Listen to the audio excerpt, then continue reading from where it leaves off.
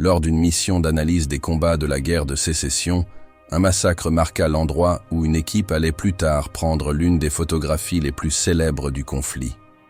Des décennies plus tard, un article attira l'attention. Une photographie vieille de plus de 100 ans, découverte par hasard dans un grenier, semblait remettre en question l'histoire américaine. En agrandissant l'image, des experts découvrirent des visages inexplicables, des traces de technologies anachroniques et, entre Lincoln et Grant, une silhouette inconnue, une personne qui n'aurait jamais dû apparaître. La découverte a commencé avec Claire Donovan qui, en rangeant le grenier familial, a trouvé une vieille malle. Parmi des lettres et des objets anciens, elle a découvert un album en cuir contenant des photographies en noir et blanc, à l'exception d'une seule, scellée dans du papier ciré.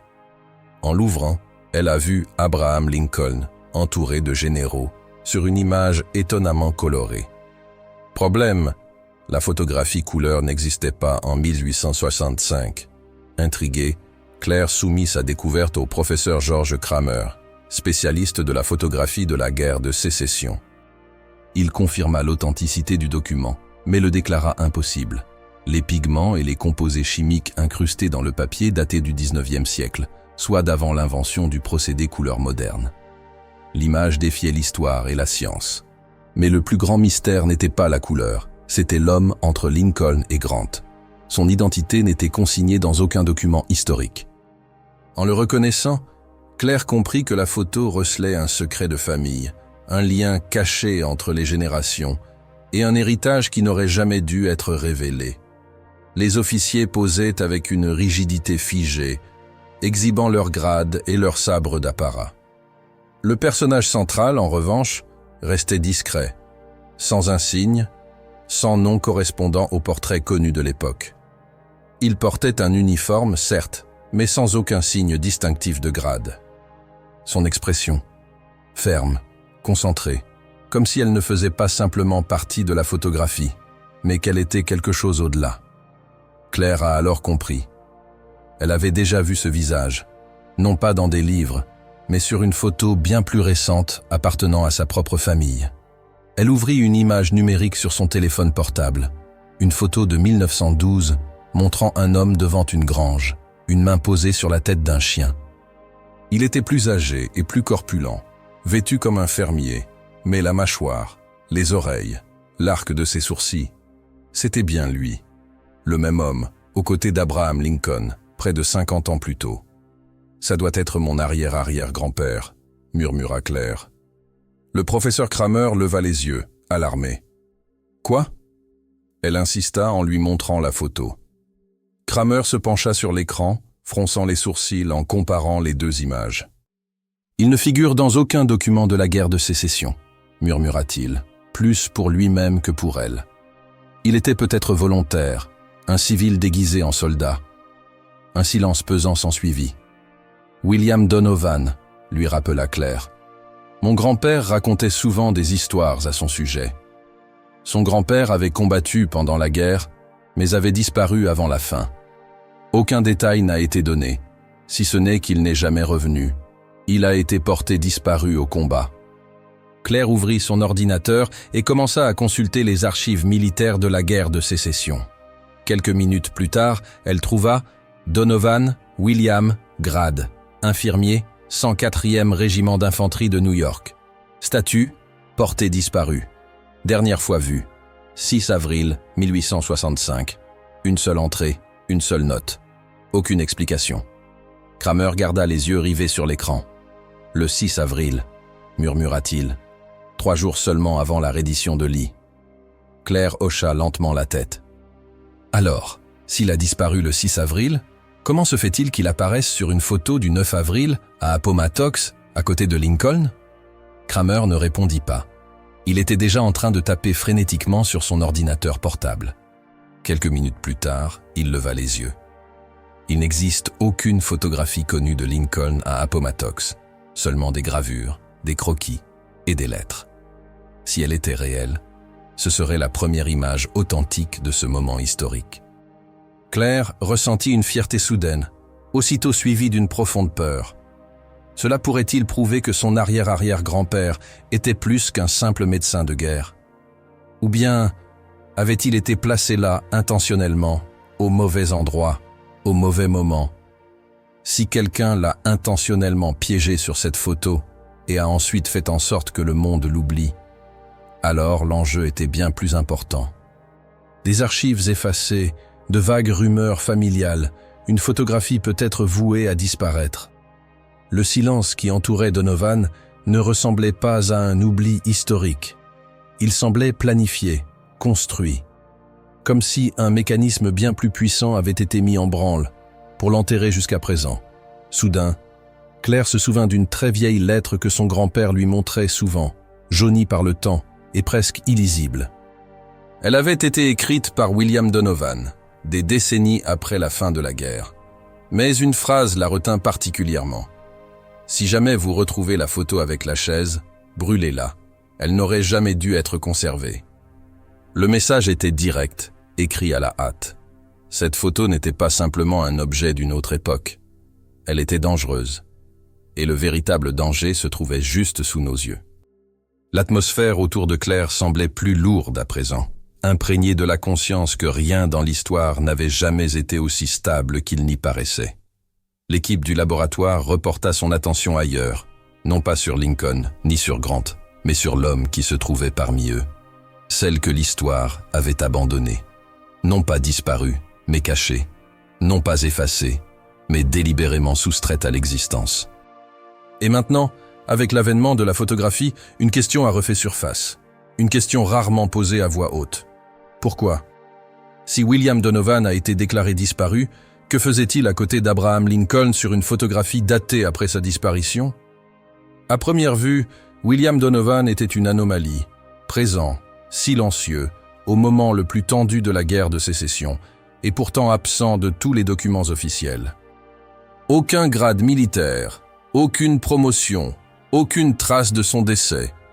Juste une discrète mention, porté disparu au combat, le 6 avril 1865. Mais, et s'il n'avait jamais disparu? De retour au laboratoire de la Société historique de New York, le professeur Kramer a approfondi ses recherches dans les archives du département de la guerre. Tard dans la nuit, il appela Claire, la voix tendue après des heures de lecture. « J'ai trouvé quelque chose. Tu dois venir ici tout de suite. » À l'arrivée de Claire, Kramer alla droit au but. Il ouvrit un journal de terrain rarement consulté, daté d'avril 1865. Une simple ligne dans une note plus longue disait « WD déplacé au poste d'observation à la demande d'Al. Ne pas consigné. Arme seulement en cas de nécessité. » Claire cligna des yeux, perplexe. « WD » ? « Département de la guerre », répondit Kramer. Et Al signifie probablement Lincoln. C'était un surnom utilisé dans des communications privées par certains de ses plus proches collaborateurs. Le silence qui suivit fut absolu. Ce qui avait commencé comme une simple photographie isolée se retrouvait désormais lié à un document officiel, suggérant une hypothèse que peu d'historiens ont osé envisager. Que, dans ces derniers jours, Lincoln aurait pu créer une unité secrète et informelle, opérant en dehors de la hiérarchie militaire officielle. Une unité qui comptait des hommes comme William Donovan. En examinant les dossiers, l'équipe fit une découverte inattendue. Un journal de terrain mentionnait des escortes temporaires pour des missions secrètes, affectées en dehors de la chaîne de commandement officielle. Il s'agissait d'hommes non identifiés, chargés de protéger des personnalités clés, dont le président Lincoln lui-même. Claire était sous le choc. Lincoln avait-il son propre réseau secret ? Demanda-t-elle. Kramer a confirmé. Il y a toujours eu des rumeurs, mais rien d'aussi concret. La preuve est apparue sous la forme d'une vieille photographie. Elsa, experte en criminalistique, a agrandi le col de l'uniforme de William Donovan et y a découvert un écusson presque invisible portant l'inscription PEC, Comité d'escorte présidentielle, une organisation qui, officiellement, n'a jamais existé. D'après des documents cryptés et des journaux intimes, Lincoln aurait créé ce groupe afin de disposer d'informateurs de confiance en dehors de l'armée et du cabinet. L'emblème sur son manteau prouvait que Donovan n'avait pas disparu. Il avait été convoqué personnellement par Lincoln. Mais de nouvelles questions se posaient. Pourquoi tant de secrets? Et pourquoi Donovan, si proche du président, avait-il disparu de l'histoire? Kramer réfléchit. Lincoln avait besoin de fantômes, fiables à la fin de la guerre. Des hommes discrets, invisibles. Et la chaise vide sur la photo, jusque-là ignorée, prit une nouvelle signification. Un symbole de préparation face au danger. Mais le véritable choc survint lorsqu'Elsa examina à nouveau l'uniforme. Sous l'écusson, un message brodé, presque invisible, se dévoilait. Cible vérifiée. Veuillez patienter jusqu'à ce que... 14 avril. Objectif confirmé. Restez jusqu'au 14 avril. La date était fatidique. Le 14 avril 1865, la nuit de l'assassinat de Lincoln. Le laboratoire garda le silence. Si le message était authentique, il indiquait que Donovan était au courant de la menace et avait été chargé de protéger le président jusqu'à ce jour. On dirait une mission, pas une patrouille, a déclaré Mason. Elsa a ajouté « Et tenir jusqu'à implique une date limite, une limite. » Cette révélation a transformé un mystère historique en quelque chose de bien plus sombre, un secret enfoui entre les coutures et les silences. Il se trouvait près de Lincoln, peut-être même en dernière ligne de défense. Pire encore, il a peut-être été le témoin silencieux d'une menace qui s'est concrétisée avant qu'il ne puisse réagir. Soudain, sa disparition des archives ne semblait plus être une tragédie, mais une tentative de dissimulation. Claire se souvint de la vieille lettre. Si jamais tu retrouves la photo avec la chaise, brûle-la. Maintenant, tout s'éclairait. Quelque chose de si terrible qu'il aurait pu ébranler même les cœurs les plus forts. La photographie n'était pas seulement la preuve d'une absence, mais aussi la preuve d'une connaissance, d'une préfiguration, et peut-être de échec. Ce qui rendait cette découverte encore plus choquante, c'était la chronologie. La note précédente indiquait que Donovan avait été transféré au poste fantôme seulement 3 jours avant la reddition de Lee, le 9 avril. La photo le montrait encore en vie, en service, sa mission active jusqu'au 14 avril. Mais après cela, plus rien. Aucune trace, aucune mention. Il aurait dû l'arrêter, murmura Claire.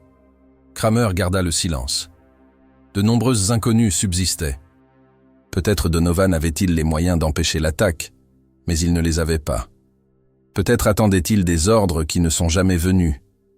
Peut-être, et c'est encore plus tragique, a-t-il été éliminé avant d'avoir pu faire quoi que ce soit. Une chose était sûre, quelqu'un avait cousu ce message dans son manteau. Il est parti en sachant exactement ce qui allait se produire. S'agissait-il d'un message qui lui était destiné personnellement ou d'un indice laissé au cas où quelque chose tournerait mal? Impossible de le dire.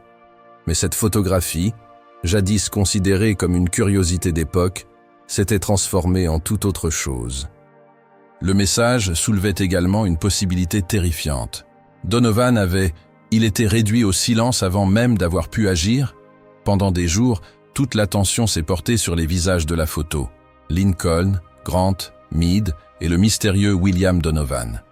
Mais après la révélation du texte secret sous le revers de la veste de Donovan, Elsa, la spécialiste en imagerie médico-légale, s'est intéressée à un élément tout aussi énigmatique, la photographie elle-même. Dès le départ, tout le monde s'accordait à dire qu'il y avait quelque chose d'étrange. Trop clair, trop détaillé, trop moderne. La couleur, à elle seule, défiait toute explication. La photographie de la guerre de sécession était, par définition, en noir et blanc. La photographie couleur n'avait même pas été théorisée avant les années 1890, et certainement pas mise en pratique avant plusieurs décennies plus tard. Alors, comment était-ce possible? Elsa a effectué une nouvelle analyse spectrale, isolant cette fois les données pigmentaires de l'image. Ces découvertes ont rendu le mystère encore plus complexe. Elle n'est pas colorée à la main, a-t-elle déclaré. Je pensais qu'elle avait peut-être été colorée après l'impression, mais ces pigments sont intégrés à l'émulsion elle-même. Ils ont été incorporés à la photographie lors du développement. Le laboratoire se tut. Impossible, murmura Mason Lee, le restaurateur de papier. Le papier albuminé argentique des années 1860 ne peut pas retenir les colorants chromogènes. Sa composition chimique ne le permet pas.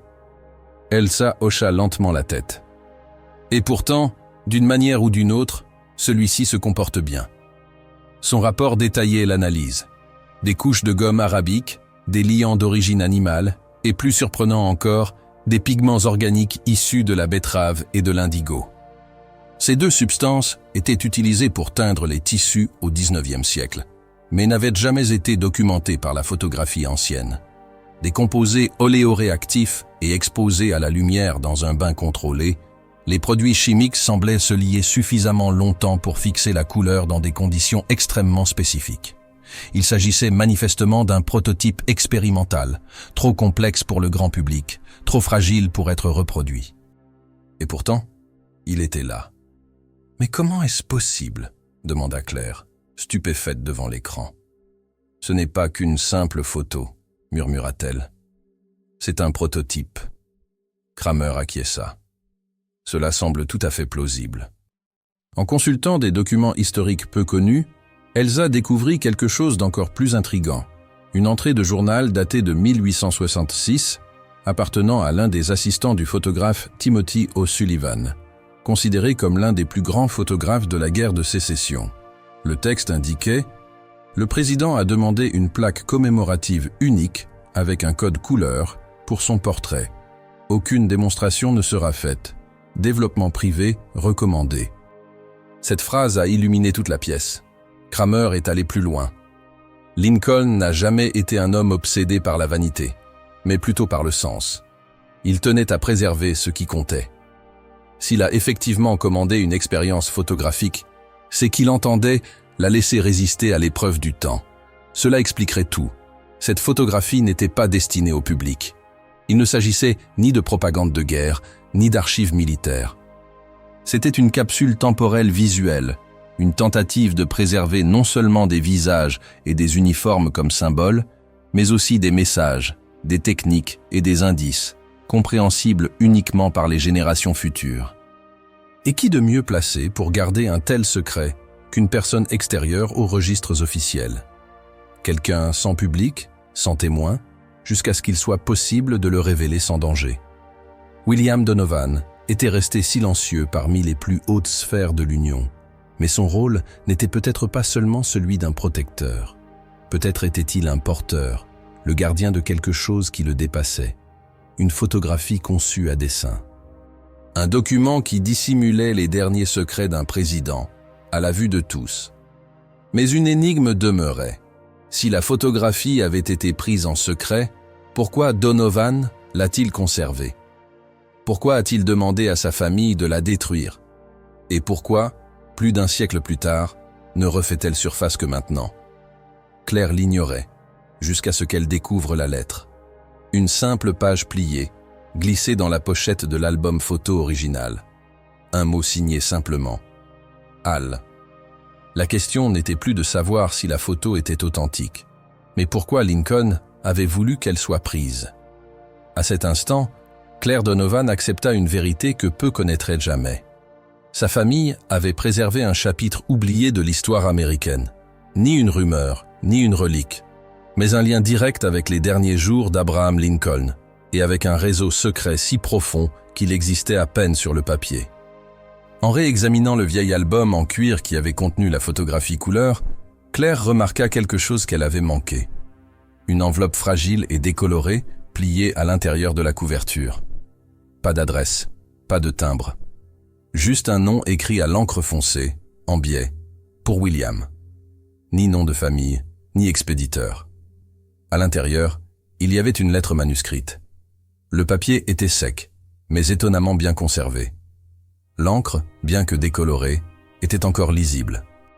Au bas de la page, un nom fit couper le souffle à Claire.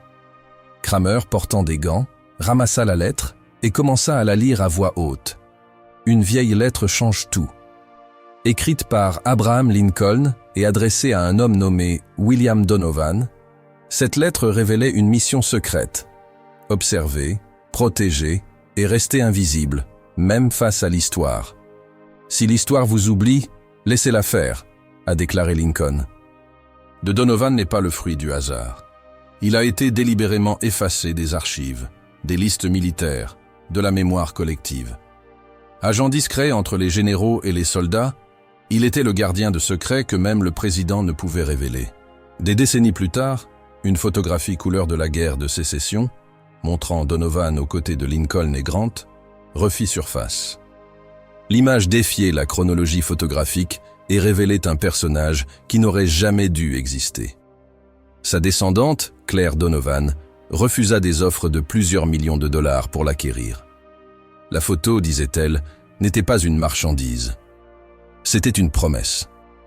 En partenariat avec la New York Historical Society, Claire a créé une exposition intitulée « L'homme qui est resté le même ». Au centre, une image agrandie montrait un Lincoln épuisé, une chaise vide et Donovan entre eux, l'observateur oublié. Ci-dessus, une phrase extraite de la lettre « Certains hommes se battent avec des épées, d'autres avec le silence. Donovan s'est battu avec le silence, et son absence est devenue son héritage. Il a exécuté l'ordre de Lincoln. Il est resté là où personne ne l'attendait, a vu ce que personne n'a remarqué et a disparu lorsque le monde a continué à tourner sans lui. » Au fil du temps, des chercheurs ont commencé à enquêter sur l'origine de cette correspondance. Certains doutaient de son authenticité, d'autres y voyèrent la preuve d'une opération parallèle menée par Lincoln lui-même durant les derniers mois de la guerre. En réalité, les documents, analysés en laboratoire, correspondaient au papier et à l'encre de l'époque. Et, plus important encore, le ton personnel de la lettre ne semblait pas être celui d'un commandant, mais celui d'un homme qui faisait entièrement confiance à un autre. Pour Claire, cette découverte transforma une simple curiosité familiale en une véritable vocation. À chaque nouvelle analyse, elle comprit qu'elle ne cherchait pas seulement à restaurer un nom oublié, mais à comprendre pourquoi certaines vérités avaient été condamnées à l'oubli. Le sous-texte de la lettre révélait bien plus que des ordres. Il dévoilait une philosophie silencieuse de loyauté et de sacrifice, l'idée que la vérité ne survit parfois que lorsqu'elle est cachée. Aujourd'hui, son histoire refait surface, un rappel dangereux que le passé peut receler des vérités qui n'étaient pas destinées à être découvertes. Et vous? Si vous aviez la preuve que cette histoire était fausse, la cacheriez-vous ou la révéleriez-vous au monde entier?